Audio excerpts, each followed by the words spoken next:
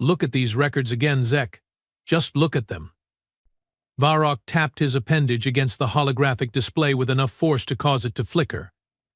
We cataloged Earth as Class 7 quarantine, primitive life forms with barbaric tendencies, unsuitable for Galactic Union integration. I sighed, all four of my breathing sacs deflating simultaneously. This was the third time today Varrock had brought up the humans. His obsession was becoming tiresome. Yes, Varrock. The classification was made 200 cycles ago. What about it? What about it?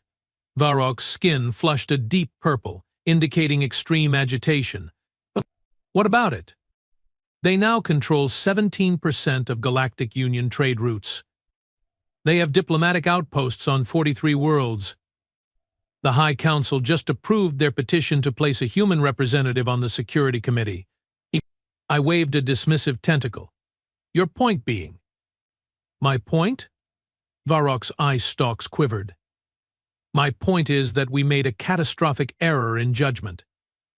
We are supposed to be the Galactic Union's premier xenosociologists. Our assessments determine the fate of entire species. And we got the humans completely, utterly wrong. I couldn't argue with that.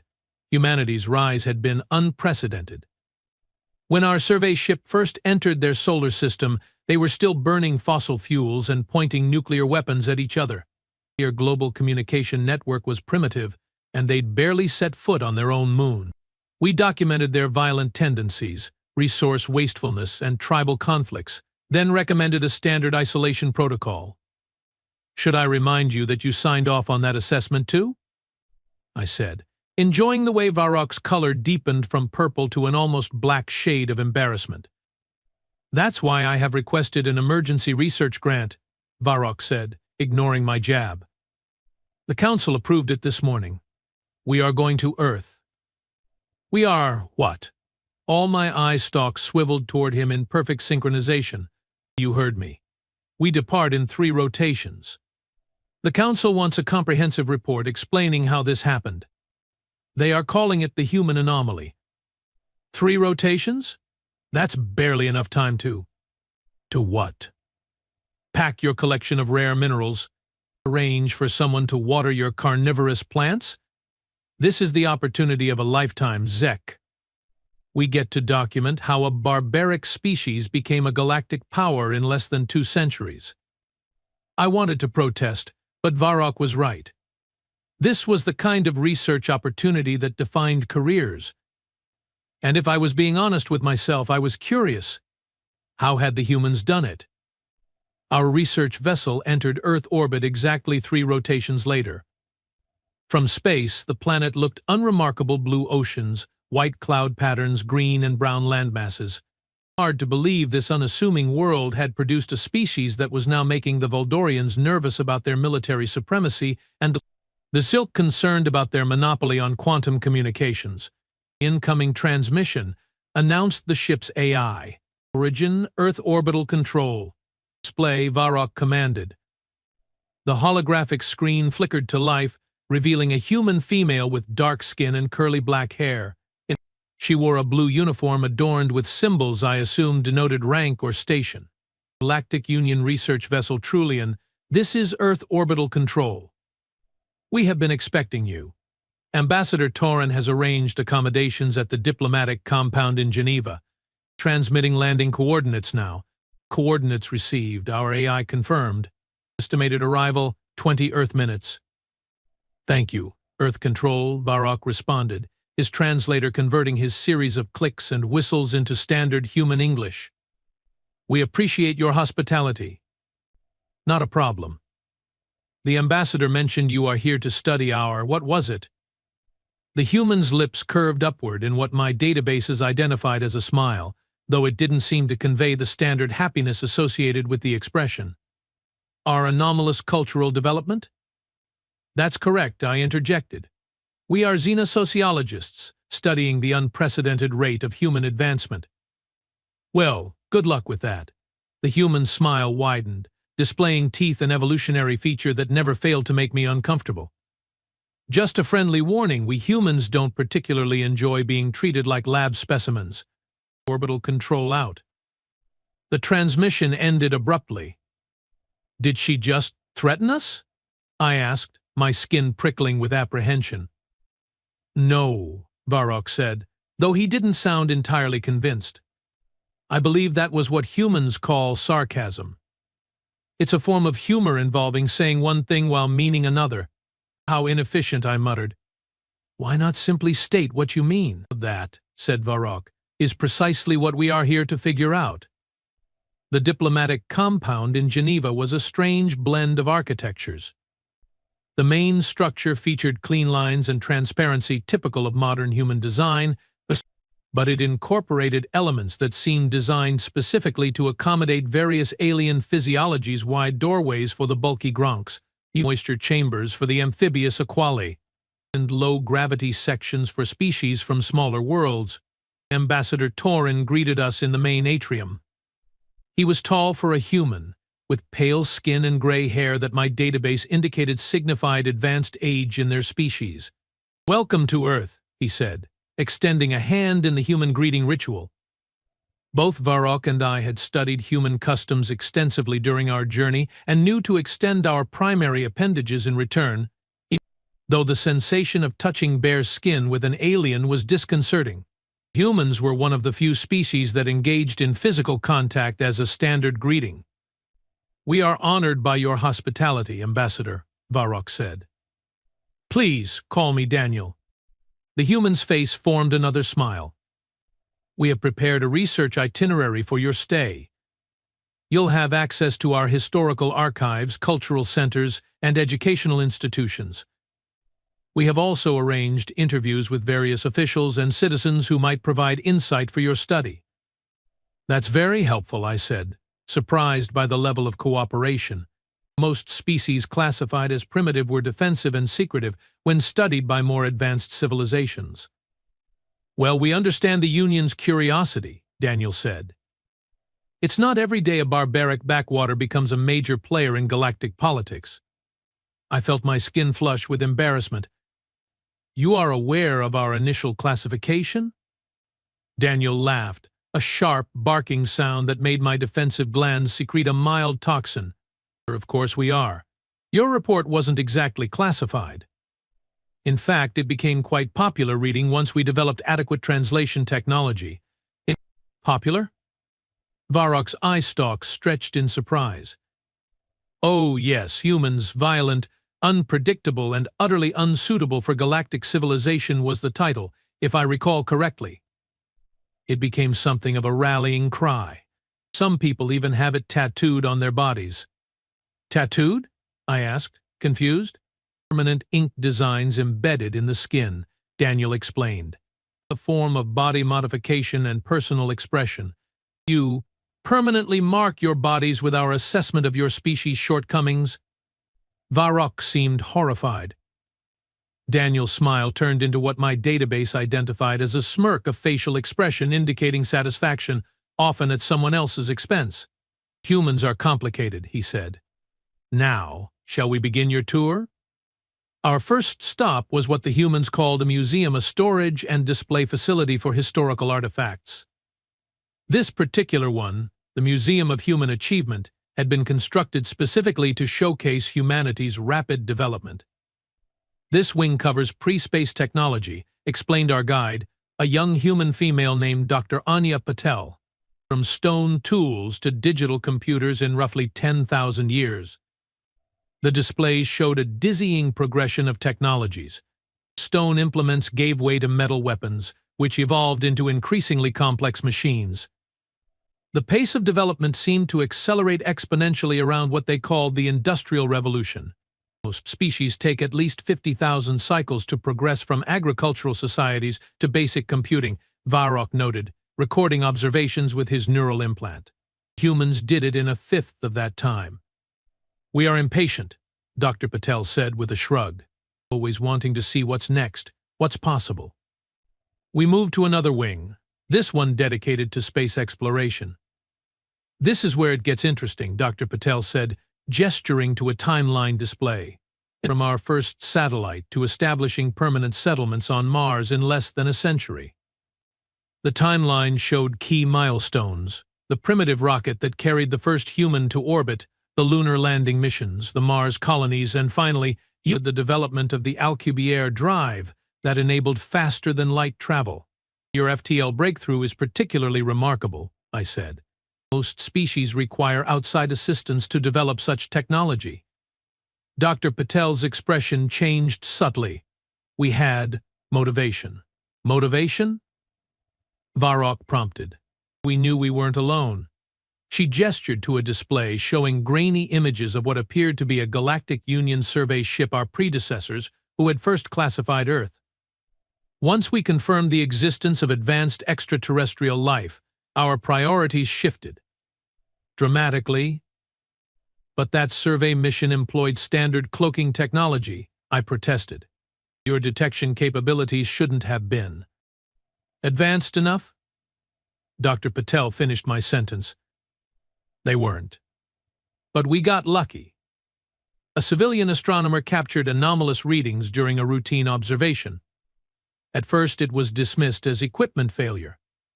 But then others started noticing similar anomalies. So you knew you were being watched, Varrock said slowly. And classified as unworthy of contact, Dr. Patel added. It was quite the wake-up call.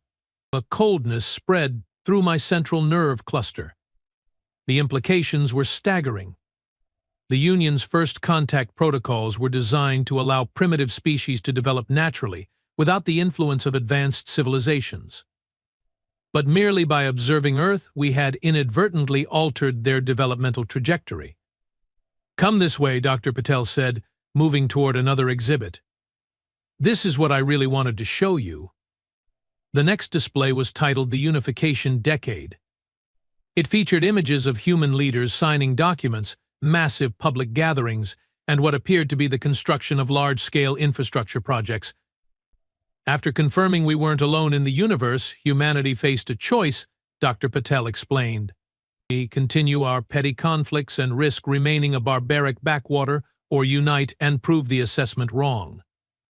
You unified your entire species because of our report? Varrock asked incredulously. Dr. Patel laughed. Not exactly. We unified because it was the logical next step for survival and progress. But your report provided an excellent common enemy, not you specifically, but the idea that aliens had dismissed us as unworthy. Nothing unites like a common adversary, I observed. Precisely. Dr. Patel nodded. Suddenly, our various nations and factions realized our squabbles were insignificant compared to the vast cosmic perspective. Resources previously allocated to military posturing were redirected towards space exploration and technological development. Fascinating, Varrock murmured, his eye stalks vibrating with excitement. A classic example of exogenous motivational shift. We call it getting our act together, Dr. Patel said dryly. After the museum, we were escorted to a research facility on the outskirts of the city. Unlike the museum's carefully curated exhibitions, this was a working laboratory where humans were developing new technologies. This is the Breakthrough Science Division, Daniel explained as we entered a vast complex humming with activity. What you are about to see is classified, but the Council granted you special access for your research. The main laboratory was filled with humans in white protective garments working on various equipment I didn't recognize. In the center of the room stood a large device that pulsed with an eerie blue light. What is that? Varrock asked, gesturing toward the machine. That, said a deep voice behind us, is the reason you are really here. We turned to find a tall human male with dark skin and a completely hairless head. He wore no protective gear, just a simple black garment that contrasted sharply with the white-clothed researchers. Dr. Julian Kaita, he introduced himself, Director of Breakthrough Science. What do you mean?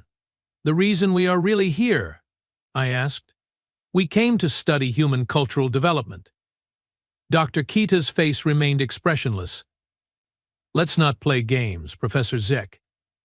The Galactic Union didn't send 2 of its top xenosociologists just because they are curious about our anomalous development. They sent you because they are worried about that. He pointed to the pulsing machine. And what exactly is that? Varrock asked. We call it the Nexus Engine. It's a quantum probability manipulator. In simple terms, it allows us to observe potential futures and adjust probability waves to make preferred outcomes more likely. I felt all my internal organs contract simultaneously.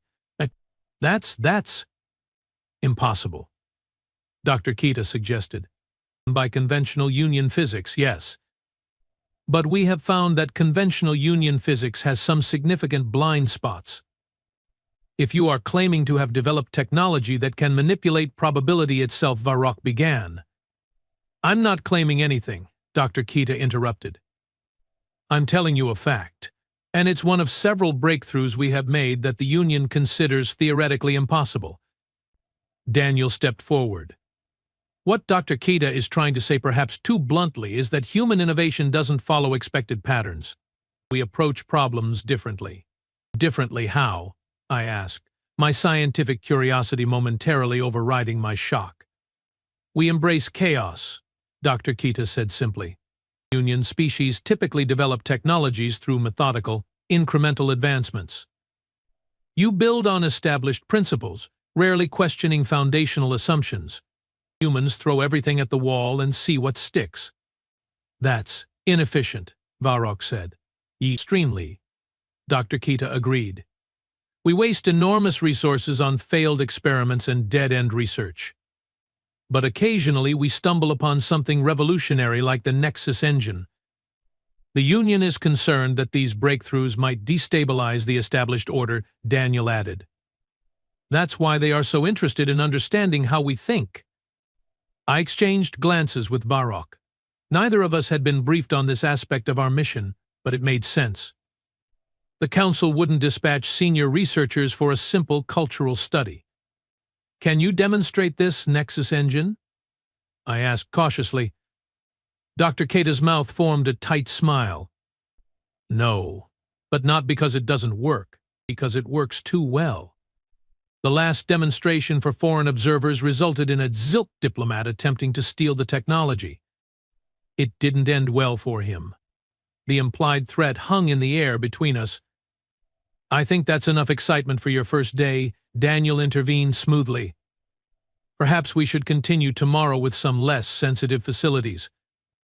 As we were escorted back to our quarters, Varrock and I maintained silence until we were alone and had activated our privacy shields. Did you know about this? I demanded once we were secure. About the Nexus Engine? Of course not.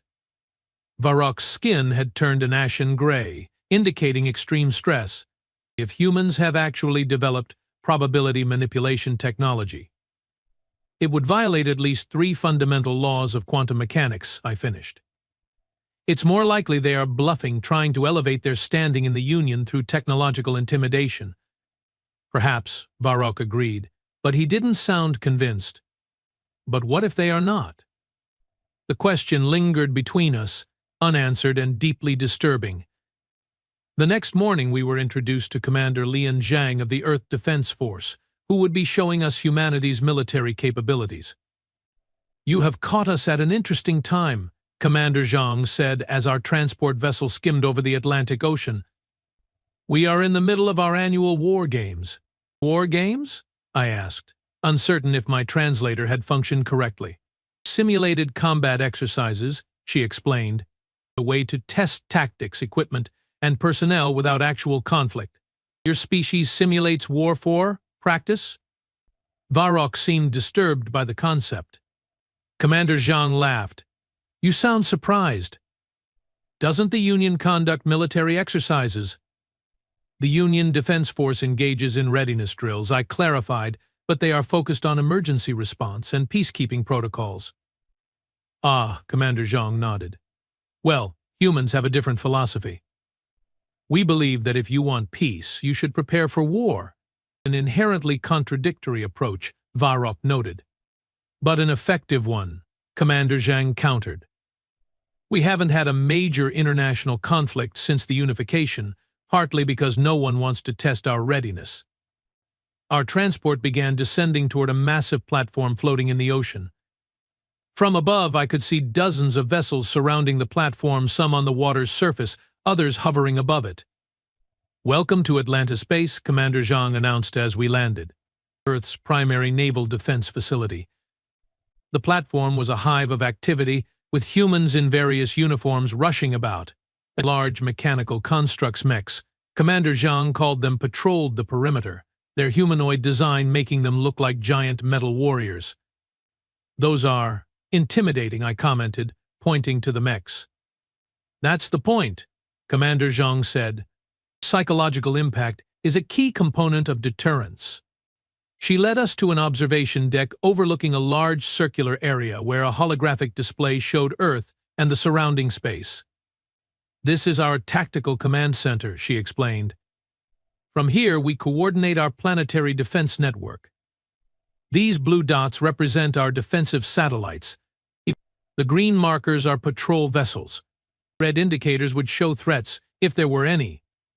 The display was impressive, a three-dimensional representation of a defense system that extended well beyond Earth's immediate orbit. "Your defensive perimeter extends into the Kuiper Belt," Varrock observed. "That's well beyond what most developing species establish." Commander Zhang's expression hardened slightly. "We learned early on that it's better to detect threats as far from home as possible." "What sort of threats are you anticipating?" I asked. "The Union enforces peace among all member worlds." "The Union enforces peace among its members," Commander Zhang corrected. "But we all know there are entities beyond Union space that don't share your peaceful intentions." Before I could respond, an alarm sounded, and the holographic display flashed with new information. "What's happening?" Varrock asked, his eye stalks swiveling frantically. "Part of the exercise," Commander Zhang assured us. "This is a simulated attack scenario." We watched as the holographic display showed red markers appearing at the edge of the solar system.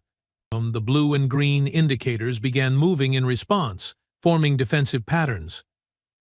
"The scenario is a Valdorian battle fleet attempting a surprise attack through the Oort cloud," Commander Zhang explained. "Our outer sensors have just detected their approach." "The Valdorians are Union members," I pointed out. "They wouldn't attack Earth." Commander Zhang smiled thinly. "It's just a simulation, Professor. We rotate potential adversaries regularly. Last month it was the Exilk. Next month it might be the Gronks." "You simulate defense against all Union species?" Varrock seemed shocked. "We simulate defense against all potential threats," Commander Zhang replied. "It would be negligent not to. But if it makes you feel better, we also run scenarios where Union forces come to our aid." The display showed human defense vessels engaging the simulated Valdorian fleet. The tactics were unorthodox. Instead of forming a standard defense perimeter, the human vessels scattered, then converged on the enemy from multiple vectors. Several appeared to deliberately collide with larger Valdorian ships.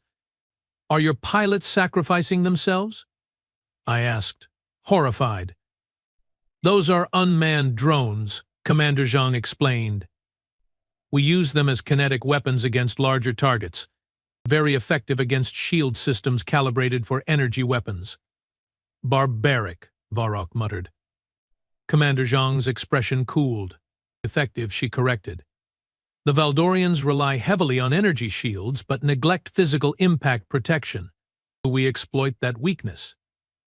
"You have analyzed the defensive capabilities of all Union species?" I asked, a chill spreading through my nervous system. "Of course," Commander Zhang said matter-of-factly. "Just as they have undoubtedly analyzed ours. Knowledge is the foundation of security." As the simulation continued, I noticed a distinct pattern in the human tactics. They were chaotic, unpredictable, and frequently suicidal. Individual vessels would sacrifice themselves to create openings for others. They used celestial bodies for cover, weaponized radiation from their star, and employed what appeared to be civilian vessels as decoys. "Your tactics violate several Union combat conventions," Varrock noted. "Conventions that assume relatively equal technological capabilities," Commander Zhang replied. "As a developing species facing potentially superior adversaries, we have had to innovate." by using tactics that the Union specifically prohibited due to their barbaric nature, I said. Commander Zhang turned to face me directly, her expression serious. Professor Zek, let me be perfectly clear. Humanity hopes never to engage in actual conflict with any Union species. These simulations are purely defensive. But if threatened, we will use every advantage available to us, including prohibited tactics, Varrock pressed. Including whatever it takes to survive, Commander Zhang corrected. You classified us as barbaric before you even spoke to us. Should we be surprised that you expect barbaric behavior? The observation deck fell silent except for the continued alerts from the simulation. After several uncomfortable moments, Commander Zhang's communication device emitted a soft tone. It seems Ambassador Torin has requested your presence back at the diplomatic compound, she said, her professional demeanor returning. Something about a cultural event this evening. As we departed Atlantis base, East, I couldn't shake the disturbing realization that humanity's approach to defense was fundamentally different from anything I'd encountered in centuries of xenosociological research. They didn't just prepare for war, they embraced it as an art form, studying every potential adversary for weaknesses to exploit. They are planning for conflict with the Union, Varrock whispered once we were alone in our transport. No, I disagreed. They are planning for every possibility. There's a difference. Is there? Varrock challenged. You saw their simulations. They are developing tactics specifically designed to counter Union species' strengths. What would you expect from a species we classified as unsuitable for Galactic Union integration? I asked. They are operating under the assumption that the Union might someday be a threat. And in doing so, they are becoming the very threat we feared they might be, Varrock said grimly.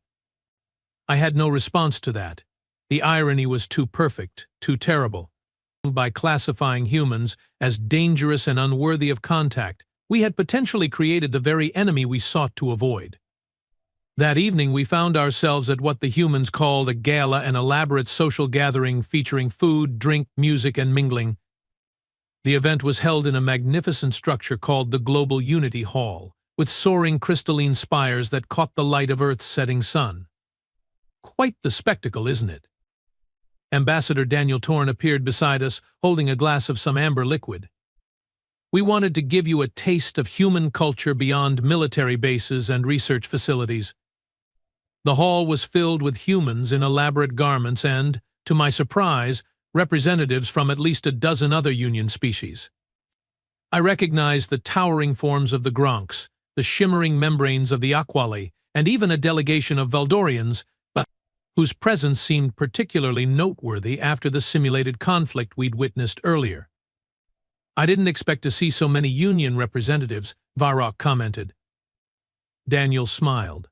Earth has become something of a diplomatic hub in recent years. Our unique perspective has proven valuable in mediating Union disputes. Unique perspective? I inquired. We are newcomers, Daniel explained. We don't carry centuries of interspecies baggage. Plus, our history of resolving our own conflicts gives us insight into factional disputes. A human female approached us, wearing a flowing garment of deep blue that contrasted strikingly with her pale skin and bright red hair. Dr. Morgan Frost, Daniel said by way of introduction, our leading xenolinguistics expert. Dr. Frost? These are Professors Zek and Varrock, the Union researchers I mentioned. The authors of the infamous classification report, Dr. Frost said, her mouth forming what my database identified as a sardonic smile. Your work has been the foundation of my career, in a way. How so? Varrock asked cautiously. I specialized in understanding how language shapes perception, she explained. Your report was a perfect case study in linguistic determinism, how the words you chose to describe us shaped Union policy toward Earth for decades. Our assessment was based on observable data, I defended. Of course it was, Dr. Frost agreed, though her tone suggested otherwise. Words like barbaric, primitive, and unsuitable are perfectly objective scientific terminology. Daniel intervened smoothly. Dr. Frost developed our first functional alien language translation systems, which proved crucial to our eventual Union membership application. You must have had assistance, Varrock said. No isolated species has ever developed accurate translation of Union languages without external input. Dr. Frost's smile widened. We had creative methods. Before Varrock could press further, the hall's lighting dimmed, and a spotlight illuminated a platform at the center of the room. Ladies, gentlemen, and distinguished beings of all classifications, announced a human in ceremonial attire. The president of the Global Unity Council, Dr. Amara Okafor, a tall human female with deep brown skin and close-cropped silver hair, took the platform. She radiated an authority that transcended species barriers. Even the normally dismissive Valdorians seemed attentive. Honored guests, she began, we welcome you to Earth on this historic occasion. Today marks exactly 50 Earth years since our first official contact with the Galactic Union. Applause and various species-specific signs of approval filled the hall. We have come far in those 50 years, President Okafor continued.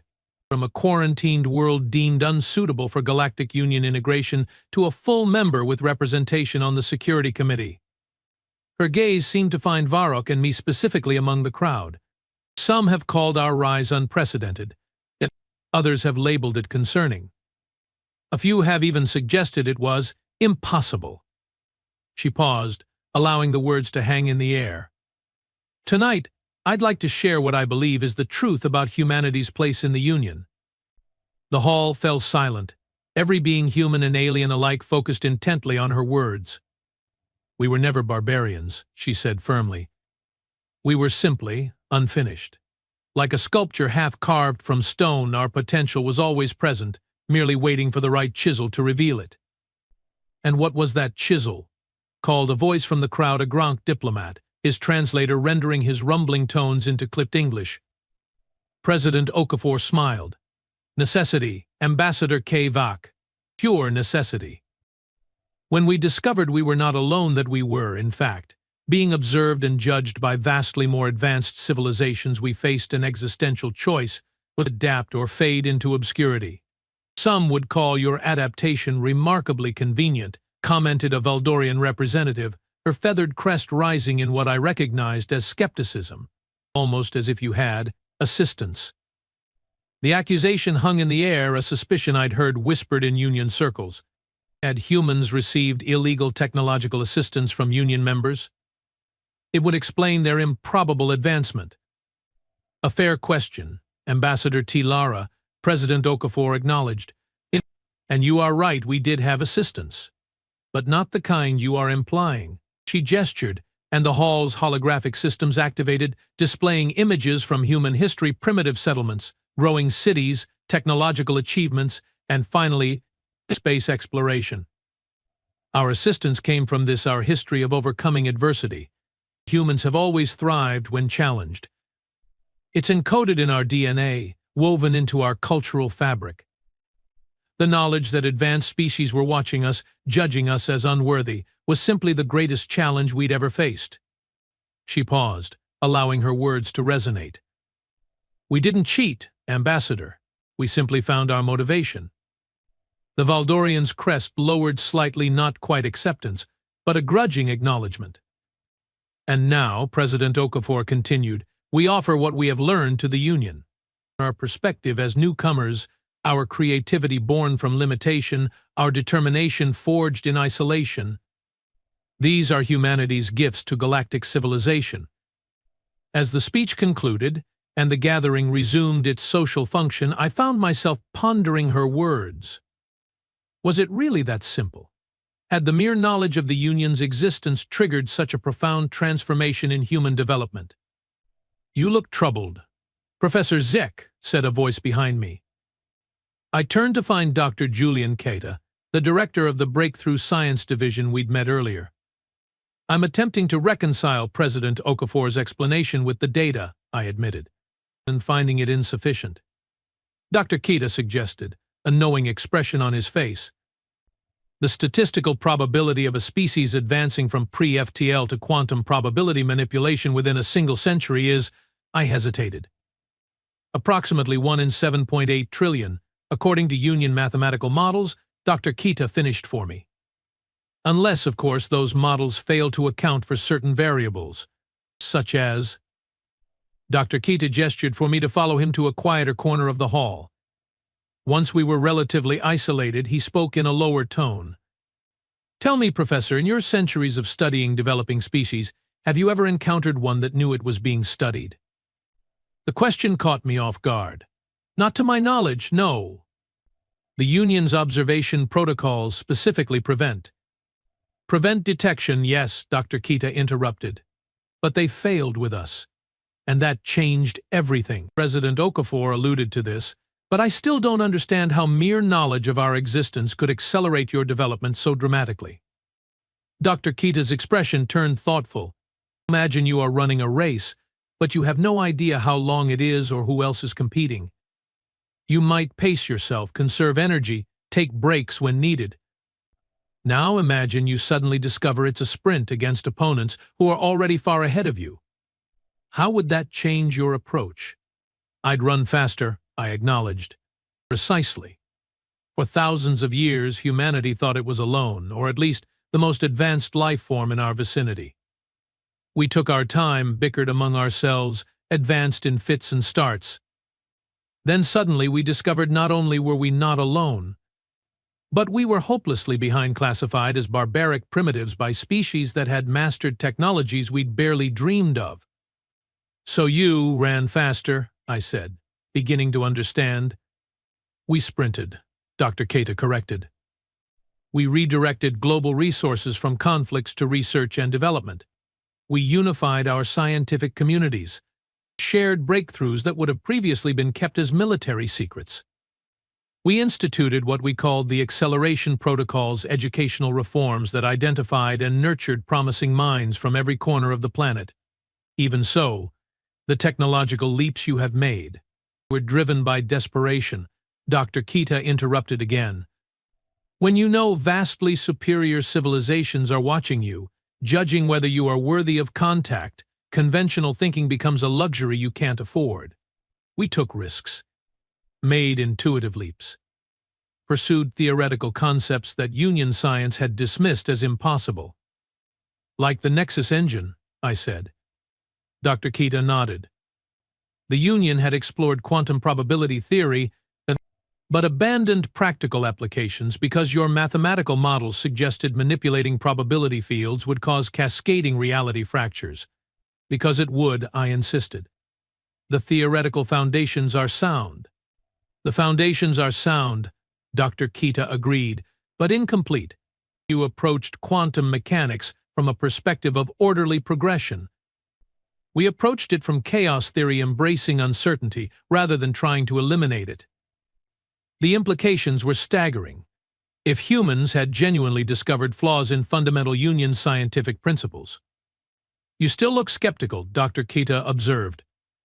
Perhaps a demonstration would help. Not of the Nexus engine that remains classified, but something else we have developed recently. He reached into his garment and removed a small device no larger than my primary manipulator digit. It appeared to be a simple metallic cylinder with no visible controls or interfaces. What is it? I asked. We call it a neural resonance amplifier, Dr. Kita said. It enhances telepathic capacity. I nearly laughed. Humans aren't telepathic. No, we are not, Dr. Kita agreed. But you are, to a limited degree. Most Union species have some form of electromagnetic sensitivity that allows for rudimentary thought transference. Humans lack this ability entirely. This was true.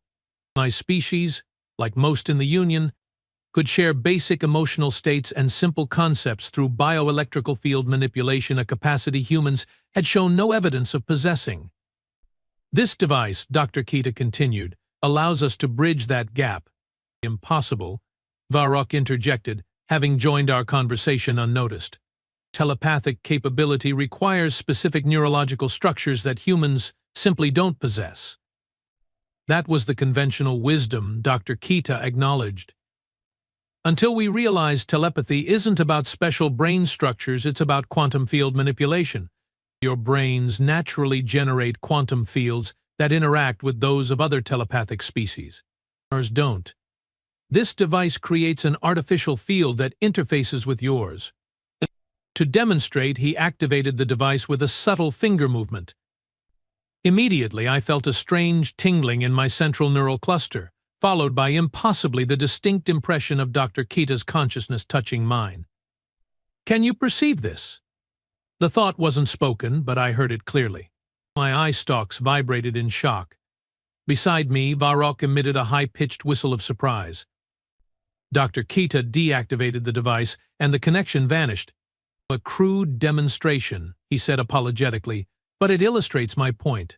Union science declared artificial telepathic induction impossible. We found a way. This changes everything, Varrock stammered. The implications for cross-species communication alone are revolutionary, Dr. Kita finished. We have already begun adapting the technology for diplomatic applications. Soon, translators will be obsolete. My mind was racing. If humans could develop technology that contradicted established Union scientific principles in just one area, what other impossibilities might they have overcome? You are beginning to understand, Dr. Kita said, observing my reaction. Humanity's rise isn't an anomaly or a cheat, it's the result of a fundamentally different approach to knowledge. We question everything, especially limits. The following day, our final scheduled research activity took us to what the humans called a university and educational institution where knowledge was shared and expanded. This particular facility, Oxford University, was apparently one of their oldest and most prestigious. This campus has existed in some form for nearly 1,000 years, explained our guide, Professor Elena Gonzalez. Though obviously it's been rebuilt and expanded many times.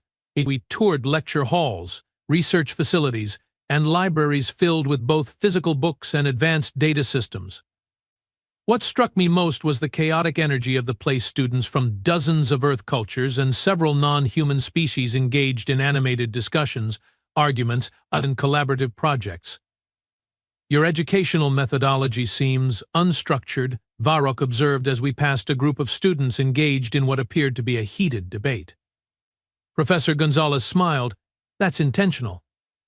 We found that rigid educational structures produce rigid thinking. Creative breakthroughs often emerge from collision of diverse perspectives. Even incorrect ones? I asked, noting that some of the arguments I'd overheard contained obvious factual errors. Especially incorrect ones, Professor Gonzalez replied. Being wrong and understanding why is often more educational than being right. We encourage students to take intellectual risks, to propose outlandish theories, and then defend or discard them based on evidence. Inefficient, Varrock muttered. Tremendously, Professor Gonzalez agreed cheerfully, but remarkably effective at producing innovative thinkers. Our graduates don't just absorb existing knowledge, they question it, challenge it, extend it. We continued to a vast circular chamber filled with holographic displays, interactive simulations, and students of various species engaged in what appeared to be complex problem-solving exercises. This is the theoretical framework laboratory, Professor Gonzalez explained. Here, students tackle problems that conventional science considers unsolvable or paradoxical. I observed a human and a quali student working together on what appeared to be a model of space-time folding an approach to FTL travel that Union physics had abandoned centuries ago due to insurmountable theoretical obstacles. Are they reinventing the Alcubierre drive? I asked, recognizing the fundamental principles. Not exactly, Professor Gonzalez said. They are exploring an alternative approach that doesn't require negative energy. The Alcubierre model works, but it's inefficient. These students think they have found a better way. Students are developing potentially revolutionary propulsion technology. Varrock seemed shocked. Why not? Professor Gonzalez shrugged. Some of humanity's most important breakthroughs came from students questioning established wisdom. Our first functioning FTL prototype was developed by a graduate student who refused to accept that negative energy was required for space-time manipulation. As we continued our tour, I began to see a pattern in human education, a deliberate cultivation of creative dissent, an institutionalized questioning of authority that would be considered dangerously destabilizing in most Union cultures. "Don't you worry about societal cohesion?" I asked as we observed a class openly debating the merits of Earth's governance structure. "This level of systemic criticism is exactly what prevents stagnation," Professor Gonzalez finished. "We learned the hard way that societies which suppress dissent eventually collapse under their own contradictions. It's better to incorporate criticism into the system than try to eliminate it." The concept was alien to Union thinking, where stability and consensus were highly valued. Yet I couldn't deny the results. In mere decades, human scientific thought had progressed at a rate that defied all predictive models. Our tour concluded in a meeting room where Ambassador Torin awaited us, along with President Okafor and several other high-ranking humans. "Professors," President Okafor greeted us, "I hope your research has been illuminating." "It has been educational," I acknowledged, choosing my words carefully. "Good," she smiled, "because now we'd like to ask you some questions." The reversal caught me off guard. "Questions?" "Yes," Ambassador Torin said. "You have spent 3 days observing us, attempting to understand the human anomaly. Now we'd like to understand something about the Union." "What would you like to know?" Varrock asked cautiously. President Okafor leaned forward, her expression intense. "We'd like to know why the Union is so afraid of us." The directness of the question stunned me into momentary silence. "The Union isn't afraid," Varrock responded defensively. "We are simply concerned about the unprecedented nature of your advancement. Concerned enough to send your top xenosociologists on an emergency research mission?" President Okafor pressed. "Concerned enough to place restrictions on human access to certain Union facilities? Concerned enough to maintain a Valdorian battle fleet just beyond our Kuiper belt?" I felt my skin flush with embarrassment. They knew about the fleet, a precautionary measure the Council had implemented after the Nexus engine was first detected. "Those are standard security protocols," I managed, knowing how hollow the excuse sounded. "No," President Okafor said firmly. "They are fear responses. What we want to understand is, what exactly does the Union fear we'll do?" The question hung in the air, demanding an honest answer. After a moment's consideration, I decided that truth, however uncomfortable, was the only appropriate response for a scientist. "The Union fears you'll do what you have always done," I said quietly.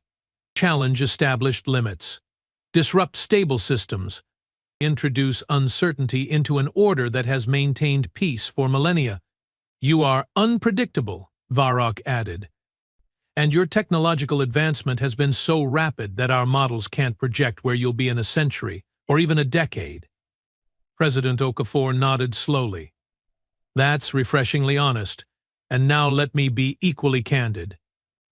We have no desire to disrupt the Union or threaten its peace. We are grateful for the stability it provides, the opportunities for cooperation and exchange. But we will not be constrained by outdated limitations or flawed theories simply because they are comfortable." "What are you proposing?" I asked. "A new classification," she replied. "Not barbaric backwater or even emerging civilization, but collaborative innovator. We want to work with the Union, not against it. Share our breakthroughs, not hoard them. But we need trust, not surveillance. Partnership, not patronization." Ambassador Torin slid a data crystal across the table. "This contains proposals for joint research initiatives, educational exchanges, and diplomatic protocols that recognize Earth's unique developmental path while respecting Union traditions." I glanced at Varrock, who nodded almost imperceptibly. We both knew this went far beyond our research mandate, but also recognized the potential significance of this moment. "We'll present these proposals to the Council," I promised, "along with our research findings." "And what will those findings say?" President Okafor asked, her gaze piercing. I considered the question carefully. "They'll say that humanity's rapid advancement isn't an anomaly to be feared. but a natural consequence of your species' adaptive capacity when faced with existential challenges. Know that your chaotic approach to knowledge, while inefficient by Union standards, produces innovations that methodical processes might never discover. And they'll recommend? Ambassador Torren prompted. That the Union reconsider its classification systems entirely, I said, making a decision that I knew might be controversial. Perhaps all developing species have potential we have failed to recognize because our observation methods are too rigid, too deterministic. President Okafor smiled a genuine expression of satisfaction rather than the diplomatic veneer she'd maintained throughout our previous interactions. That, she said, is why we specifically requested you for this mission, Professor Zek. Your reputation for intellectual flexibility is rare among senior Union researchers. I was startled. You requested us? Of course, Ambassador Torren said. Did you think it was coincidence that 2 of the original authors of our classification report were selected for this follow-up study? We wanted the same minds that once dismissed us to witness what we have become. The realization was humbling. We'd been so focused on studying humans that we'd failed to recognize they were simultaneously studying us, evaluating our capacity to overcome our own biases and preconceptions. There's one more thing, President Okafor said, her tone becoming more serious. A demonstration we'd like you to witness before you depart. She activated a communication device. We are ready. The room's lighting dimmed, and a holographic display activated, showing Earth's solar system. A blinking indicator marked a location near the orbit of Mars. What are we observing? Varrock asked. The future. President Okafor replied cryptically. Suddenly, a brilliant flash of light appeared at the indicated location. The display zoomed in to show what appeared to be a rupture in space-time, a phenomenon I recognized as similar to FTL emergence, but somehow different, more stable. What is that? I asked, my scientific curiosity overwhelming my diplomatic reserve. We call it a persistent transitional gateway, Dr. Kita said, entering the room just as the phenomenon stabilized into a swirling vortex of energy. Unlike conventional FTL travel, which requires massive energy expenditure for each journey, this gateway remains open indefinitely, allowing continuous passage between fixed points. A permanent wormhole. Varrock's eye stalks extended to their full length in shock. That's impossible, yes, we know. Dr. Kita interrupted with a now familiar weariness at the word. According to Union physics, such gateways would collapse within nanoseconds. We found a way to stabilize them using principles derived from the Nexus engine. As we watched, a vessel emerged from the gateway, a sleek craft unlike any human design I'd seen before. That's not one of yours, I observed. No, President Okafor confirmed. It's from Proxima Centauri b, Earth's first extrasolar colony. The implications hit me like a physical blow. You have established a colony outside your solar system? Without Union authorization? We have established cultural and scientific exchange with an indigenous sentient species on Proxima Centauri b, Ambassador Torren corrected carefully. The Proximans reached out to us after detecting our radio transmissions. We have been in contact for 15 years and established the gateway last month to facilitate direct interaction. This is a violation of multiple Union protocols, Varrock sputtered. First contact with non-Union species requires Council approval and supervision, which we would have requested, President Okafor said calmly. If Union regulations didn't explicitly classify Earth as prohibited from independent extrasolar exploration until we'd been Union members for at least a century. I felt caught between scientific awe and diplomatic horror. The gateway technology alone was revolutionary, but the implications of humans conducting unsanctioned first contact. Before you report this breach of protocol, Dr. Kita interjected, seeming to read my thoughts. Consider this. The Proximans contacted us, not the reverse. They have been aware of the Union's existence for centuries but chose not to reveal themselves due to concerns about cultural assimilation. They feared becoming just another homogenized member species, Ambassador Torren explained. When they detected our transmissions and learned of our classification as unsuitable for integration, they saw us as potential allies, a species that might understand their desire to maintain cultural distinctiveness while still engaging with the broader galactic community. President Okafor leaned forward. This is the future we envision, professors. Not humans challenging Union authority, but expanding its reach, connecting with species that have deliberately avoided contact because they feared losing their uniqueness. You are proposing to serve as intermediaries? I asked, beginning to grasp the scope of their vision. Exactly, President Okafor confirmed. The Union's standardized contact protocols work for many species but alienate others. Earth can be a bridge between these hidden civilizations and the Union if the Council is willing to embrace a more flexible approach to interspecies relations. The proposal was audacious, potentially revolutionary, and I had to admit compelling. If there were indeed advanced civilizations deliberately avoiding Union contact due to cultural concerns, a mediator like Earth could be invaluable. We'll include this information in our report, I said finally. Though I can't predict how the Council will respond. We don't ask for predictions, President Okafor said with a smile.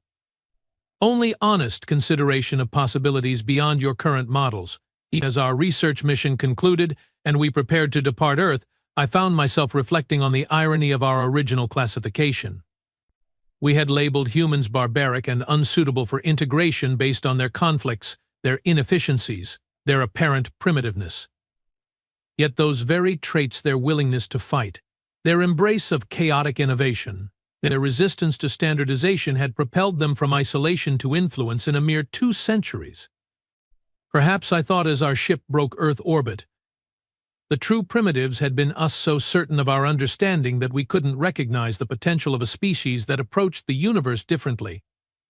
As we engaged our FTL drive to return to Union space, I silently acknowledged a humbling truth. Sometimes, the most advanced civilization isn't the one with the oldest traditions or the most established methodologies, but the one most willing to question its own limitations. They had called Earth a barbaric backwater. Now it stood at the center of power not through conquest or dominance, but through the most unexpected strategy of all, making the impossible possible.